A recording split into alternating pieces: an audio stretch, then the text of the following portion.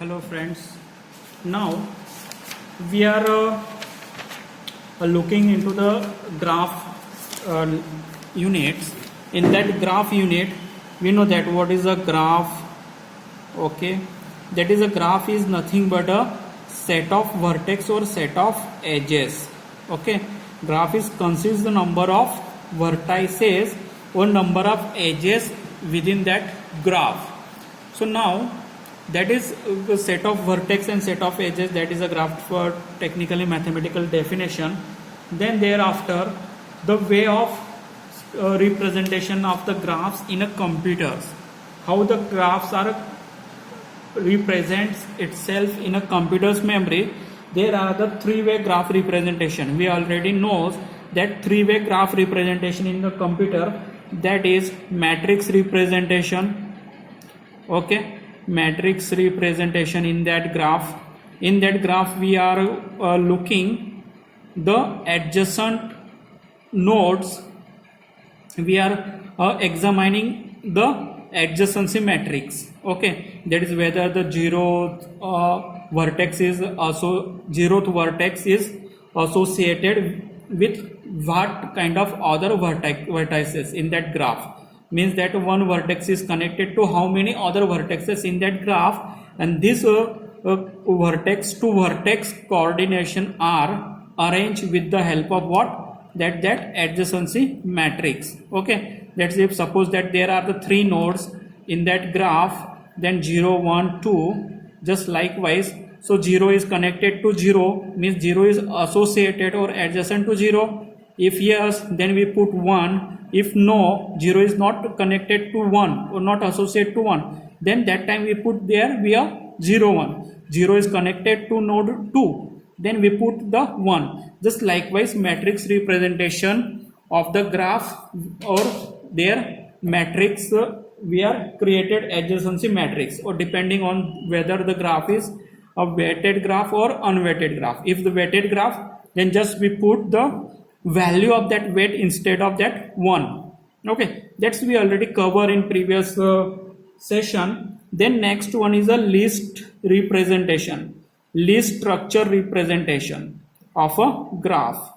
Okay, list structure representation of the graph, in which what we are creating the linked list and maintaining that list for that every vertex point. So each vertex point is adjacent to how much other vertex point, we will maintain that list. Just likewise, suppose there is a vertex 0 having the number of adjacent node 2, 3 or 4. Then we maintain the adjacency list likewise 1, 2 and 3, and then there is no other connected node to that 0th vertex.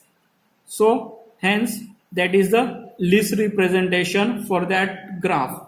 Then thereafter we look multi-list representation of graph. Okay, then point to recall this thing is only to what the graph and how the graph traversing mechanism, what is the adjacency matrix. So okay, in that our DFS main content of this lecture is a DFS.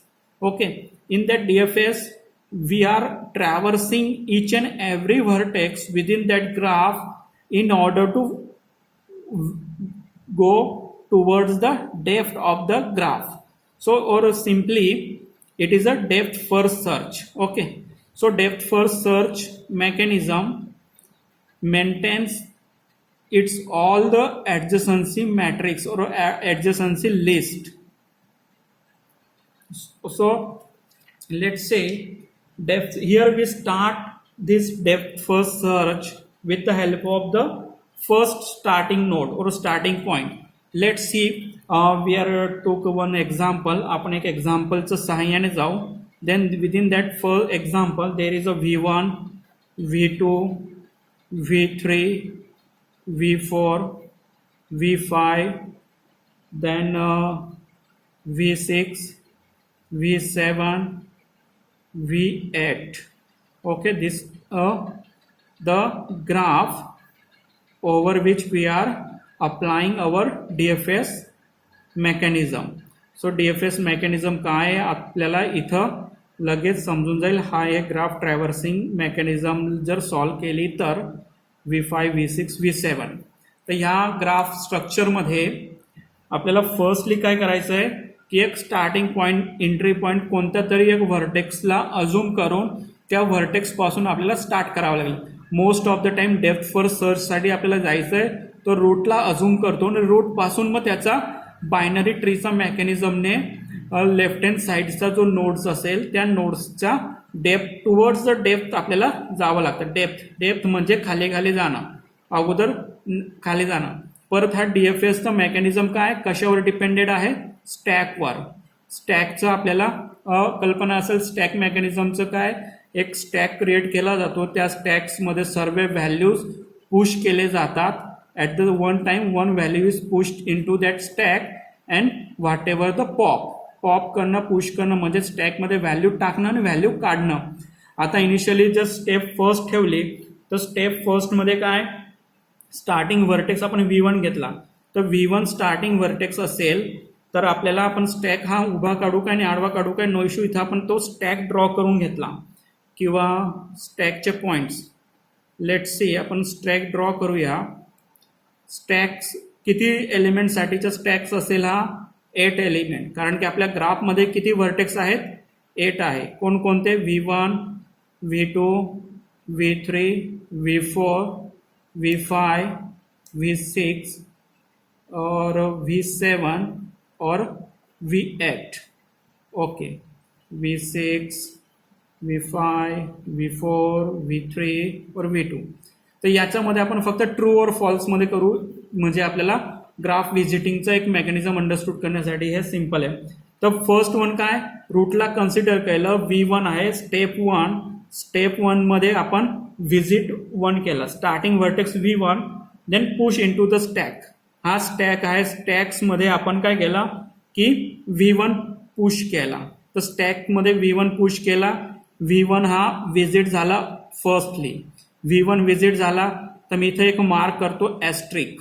Okay, star mark केला म्हणजे V1चं visit झालं.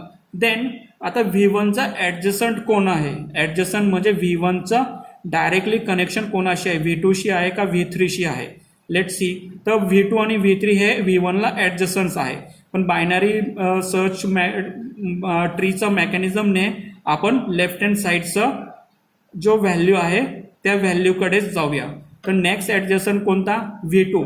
तर step 2 मध्ये काय, आपण त्या स्टॅकमध्ये V2 पण पुश करूया. V1 ऑलरेडी व्हिजिटेड आहे, V1चा ॲडजसंट कोण आहे तर V2 आहे.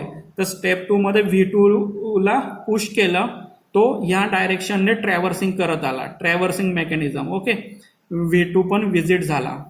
देन नेक्स्ट मेकॅनिझम, स्टॅकमध्ये V2चे ॲडजसंट्स कोण आहेत, V2चा adjacents nodes there are the V4 and V5 and V1. So there are the 3 adjacent to that V2, V1, V4 and V5. But V1 is already visited. Okay, asterisk म्हणजे visited. Already visited. V2 ला आपण mark नाही केलं. Then V1 already visited.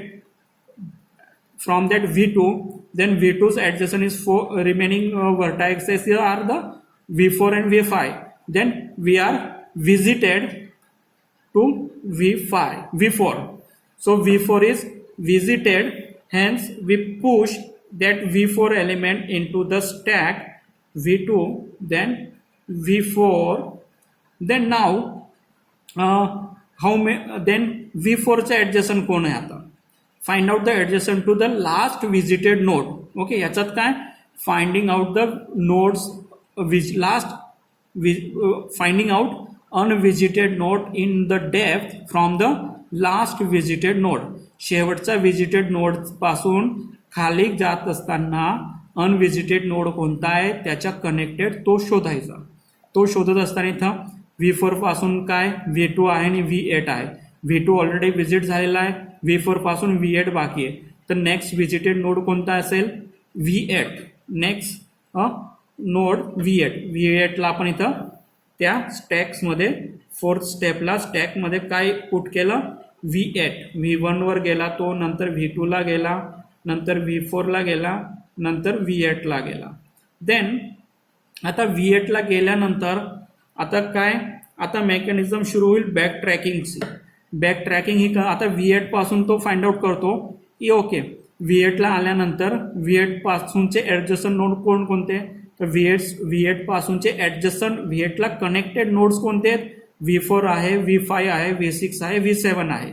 तर त्याने काय V4 already visited आहे, yes already visited. Then काय V5, ओके बायनरी मेकॅनिझमने V5 is a left hand side from the V6. Then त्याने V5 ला विजिट केला. ओके देन त्या स्टॅकमध्ये त्याने V5 ला एंटर्ड केला. तो स्टॅकमध्ये V1 V2 V4 V8 then V5. Okay V5 visit झाला. आता V5 चे ऍडजस्टंट कोण आहेत, V5 चे ऍडजस्टंट V2 आहे आणि V8 आहे. V2 ऑलरेडी विजिटेड आहे, V5 पण V8 पण ऑलरेडी विजिटेड आहे. तर तो लास्ट विजिटेड नोडकडे बॅक ट्रॅक होतो. लास्ट विजिटेड नोड कोणता, तर V5 पासून करंट पोझिशन पासूनचा V8 होता. तर तो V8 ला बॅक ट्रॅक झाला, तो V8 पर्यंत आला. नाव V8 ला आल्यानंतर स्टेप नंबर 5 नंतर काय केलं त्याने, बॅक ट्रॅक केला आणि V8 पासून V8 ला आला. V8 पासून नेक्स्ट ऍडजस्टंट कोण आहे, तर V8 ला बॅक ट्रॅक झाला, तो पॉइंटर इथं आला. V8 पासूनचा नेक्स्ट ऍडजस्टंट काय, V4 V5 V6 V7. V4 आणि V5 विजिटेड आहे, तर तो next to visit V6 consider करेल. सो नेक्स्ट स्टेपमध्ये त्याने काय केलं, V8 पासून V5 ला आला, V5 पासून परत V6 ला गेला.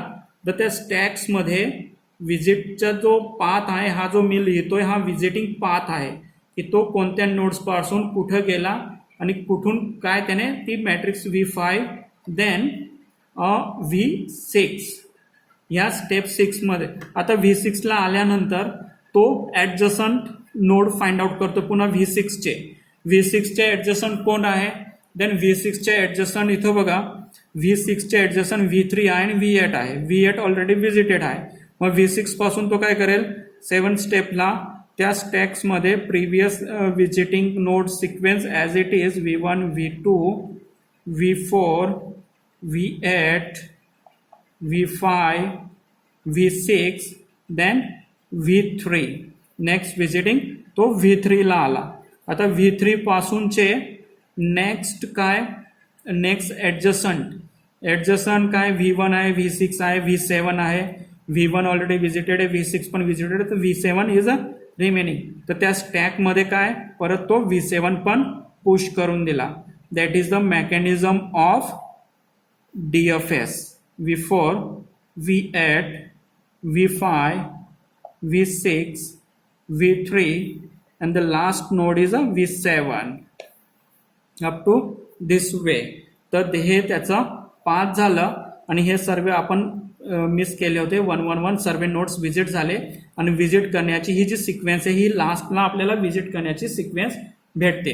तो अगोदर V1 ला गेला, V1 पासून V2 ला गेला, नंतर V4 ला गेला, नंतर V8 ला गेला, नंतर V5 कडे गेला, V6 ला विजिट केला, V3 ला विजिट केला आणि देन लास्टली V7 ला विजिट केला.